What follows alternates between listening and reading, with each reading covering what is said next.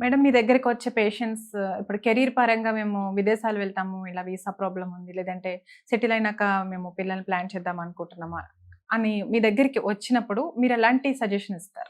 నేనైతే వాళ్ళకి ఒక సజెషన్ ఇస్తానంటే, నేను మీ ఏజ్ చూసుకోమని చెప్తాను. Age is more important. So, suppose 32 ఇయర్స్‌కి ఎవరైనా మ్యారేజ్ అనుకోండి. సో, మేము యూఎస్ ఎళ్తాము ఇంకా 1, 2 ఇయర్స్‌లో అంటే నేనంటాను ఫస్ట్ పిల్లలు కనే అప్పుడెళ్ళండి. ఎందుకంటే హ్మ్. మీకు అది అడ్వాంటేజ్ ఉంటది. లేకపోతే ఈ కాలంలో ఏందో అంటే సిటిజన్‌షిప్ కోసము అలా ఎక్కువ ప్లాన్ చేయకుండా హ్మ్.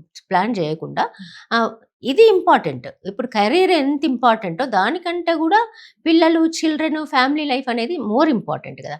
కెరీర్ మీరు తర్వాత చదువుకోవచ్చు. తర్వాత మీరు కెరీర్ గురించి ఆలోచించుకోవచ్చు. బట్ ఎప్పుడు గావాలంటే అప్పుడు మాత్రం ప్రెగ్నెన్సీ రావడము ఈ కాలంలో మాత్రం కష్టంగా ఉంటుంది. So, that is my sincere suggestion for all these people. First plan your family if you are getting late married. అది ఒకటి నేను చెప్తాను.